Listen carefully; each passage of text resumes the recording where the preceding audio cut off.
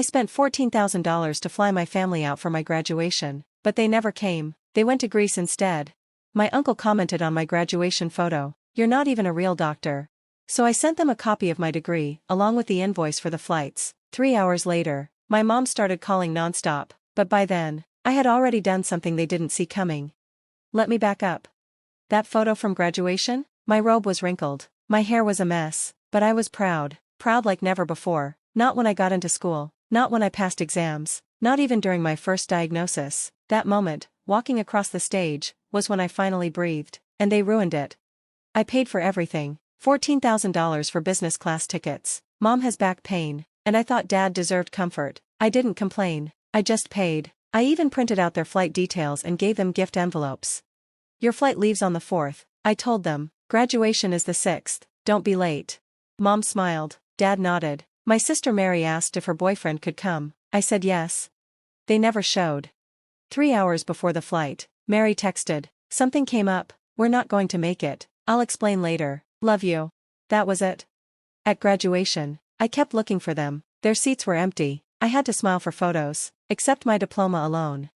Later, I checked Facebook, that's when I saw where they were, in Greece, a photo of them by a cliff in Santorini, smiling in front of a white chapel. The caption? "Dreams come true in Santorini, family time is the best time." No mention of me, no apology, just champagne, sun hats, and comments like, "So deserved, where's Dr. Nephew?" Then my uncle, "He's not a real doctor." That broke me, not the money, not the empty seat, just those 5 words, because I gave them everything, and they treated me like nothing. So I sent them a scan of my degree. Underneath, I attached the invoice for the flights. I labeled it, paid in full, then I turned off my phone. 3 hours later, Mom started calling. I didn't block her, yet. I wanted to hear what she'd say. First voicemail, fake crying. "We thought you wouldn't mind, you're so independent." Second, annoyed. "You're being dramatic, we've had a rough time lately." Third, mean. "You didn't even go to med school, wasn't it some online thing?" That's when I blocked her, and Mary, and Dad. But I wasn't done. I went back to that Facebook post. My uncle's comment had 37 likes, from family, people I knew, people I once trusted. So I started taking screenshots, not out of spite, for proof. 2 days later, my cousin Sarah messaged me, she's the only one who's ever been kind. "Hey, just so you know, I didn't agree with what they did. Your mom told everyone you canceled graduation, I only found out from your photos." I asked, "Did she really say that?" Sarah didn't answer, she sent a screenshot from the family group chat.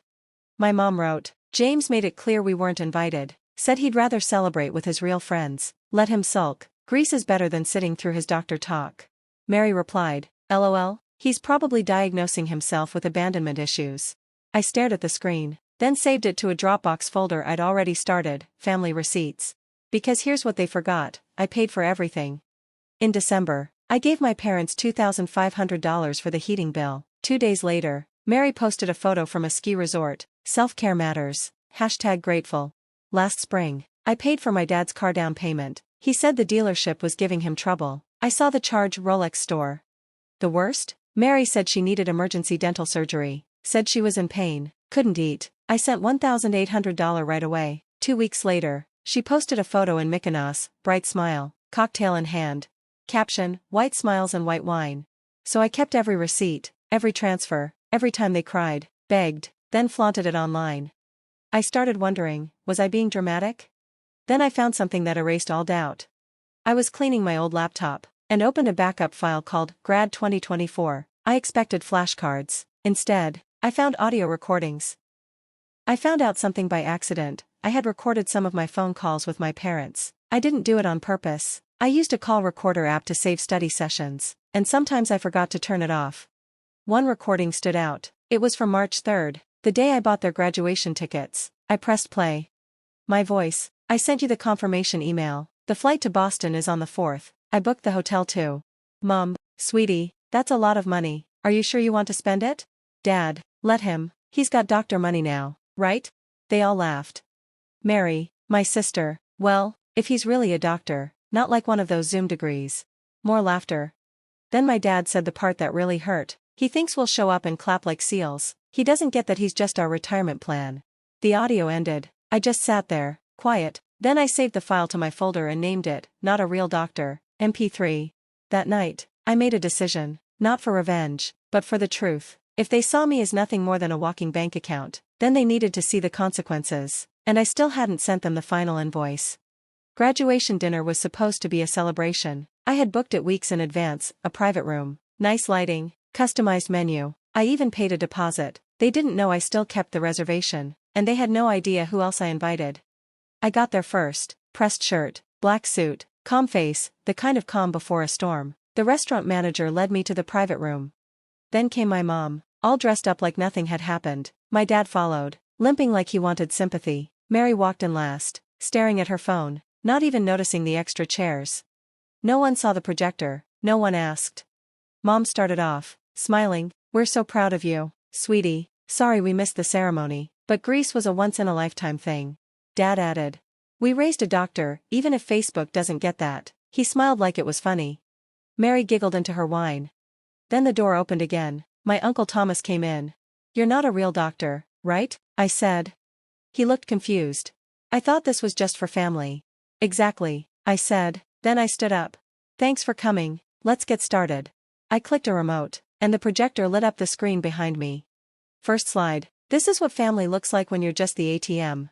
Everyone went quiet. Mary blinked. Mom sipped her water. Dad looked like he'd seen a ghost. Next slide. Screenshots, every bank transfer, every "just until Friday", every guilt message, every fake emergency, every Venmo request labeled "emergency please." Then I hit play on the audio. "Dad, he's just our retirement plan." Mary, "If he's even a real doctor." Mom, "He's too sensitive, but he'll pay, he always pays." Silence. Mary looked sick. Mom's hands were shaking. Then the final video played. I had edited their Facebook photos from Greece over footage of my empty graduation seats. At the end, I added a photo of the plane tickets. $14,026. 32, paid in full. Passenger names, all 3 of them. Destination, nowhere. Then I looked at Uncle Thomas. "You said I wasn't a real doctor, want to say that again?" He turned red. "It was just a joke." Didn't feel like a joke when 37 people liked it. I turned back to the rest of them. "You only call me family when you need money. You wanted a bank, not a son, not a brother." I pulled out a folder and opened it. Inside were the tax returns I filed for them, credit card statements I paid, and a letter showing the house deed was in my name. Mary's eyes widened. "You said the house was a gift."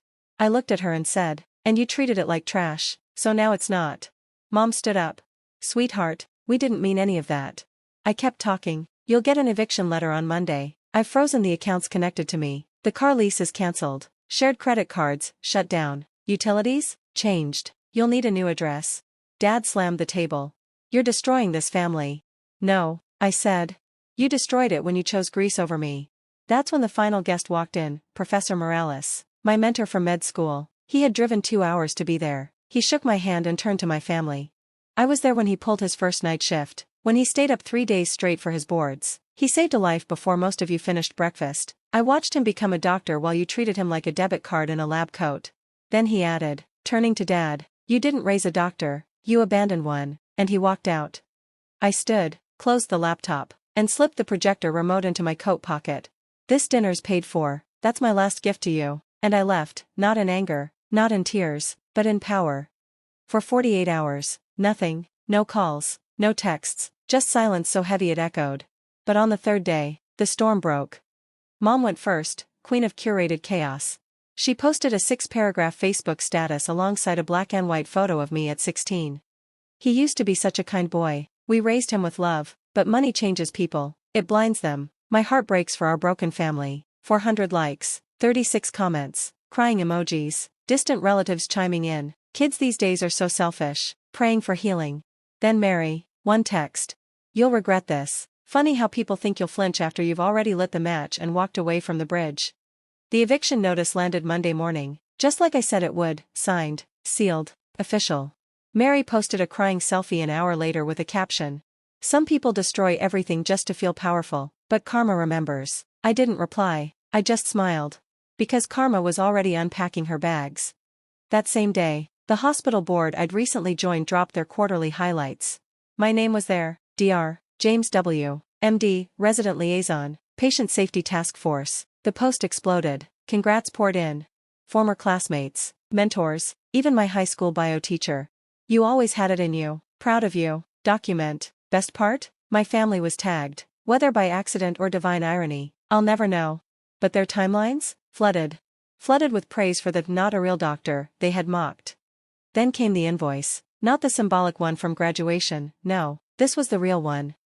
I hired a lawyer, had every cent accounted for, loans, gifts, bailouts, emergencies, unpaid credit cards. $62,387. 19. I sent it attached to a formal demand letter, not asking for payment, just closure. The message was simple. This is what it cost me to be your family, you won't get another cent. Mary posted again, 5 minutes later. Imagine keeping receipts for love, I replied. Imagine selling love like it's an Airbnb rental in Santorini. She blocked me. But it didn't end there. They couldn't stop spinning the story. I'd turned into a monster. The doctor thing went to his head. They told neighbors I was unstable, ungrateful, cold. So I answered, not with rage, but with proof. I created a private blog. One post. The price of family, an autopsy. I laid it out. The fake emergencies. The graduation betrayal. The screenshots. The audio. The transfers. And the photo of them smiling on a Santorini cliff, while my reserved row sat empty. I didn't name them. Didn't insult them. I just told the truth. And ended with this. If this makes me heartless, so be it. If setting boundaries is betrayal, so be it. If being used and finally saying enough makes me the villain, then I hope I make a damn good one. I didn't share it publicly. But someone did. It spread, quietly. Then suddenly. Messages rolled in, strangers, classmates, reporters. A podcast invited me to speak about toxic families. A wellness blog reposted it, when saying no is the bravest thing a doctor can do. Then a local paper reached out. Headline, From Abandoned Graduate to Medical Advocate, One Doctor's Story. Front page. Photo of me, cap and gown, standing beside an empty row of chairs.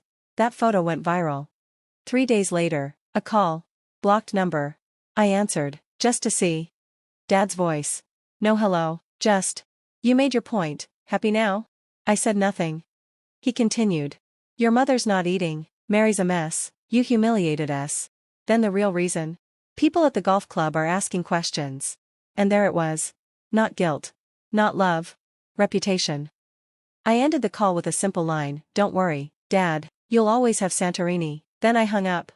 A week later, I moved, not just to a new apartment, but to a new life. I bought a townhouse under a different name, with no forwarding address and a new phone number. But before disappearing completely, I left one last thing in their mailbox, a framed copy of my degree, with a sticky note below it that said, Real doctor, real done. I never looked back.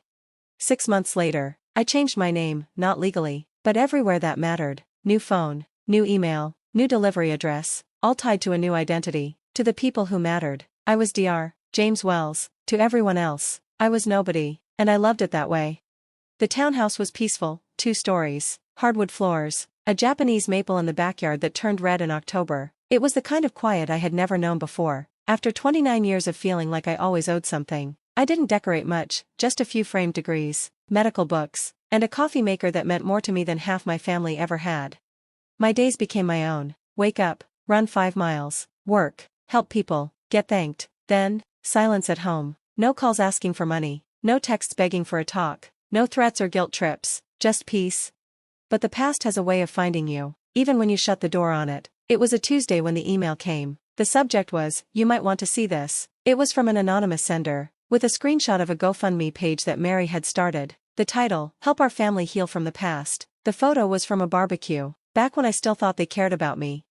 The page said I had abandoned them, used money as a weapon, and left them homeless. They were asking for $50,000. I checked, $12,647 had already been raised. There were comments like, so sorry you're going through this, and one from Uncle Thomas, always knew he had issues, keep your head up.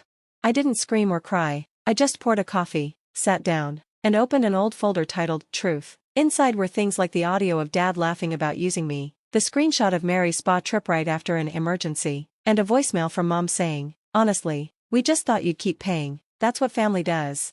I uploaded everything to a simple website. The title, Since You Wanted the Story, here's the full one. At the top, I wrote, this is not revenge, this is reality. I am not fundraising, I am not begging, I am not hiding, I'm just done. I posted the link under Mary's GoFundMe with a $1 donation and a message, the doctor's still not real. Enjoy the receipts. By noon, The GoFundMe was locked. By 3 p.m.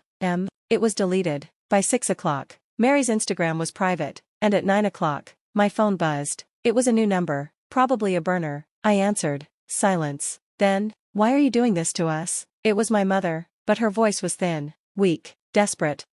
I took a sip of coffee and let her talk. "You already left, why can't you just forget? Let it go." Finally, I spoke. "You made me the villain, so now I'm giving you the ending you wrote." She started crying. "We didn't think you'd really leave."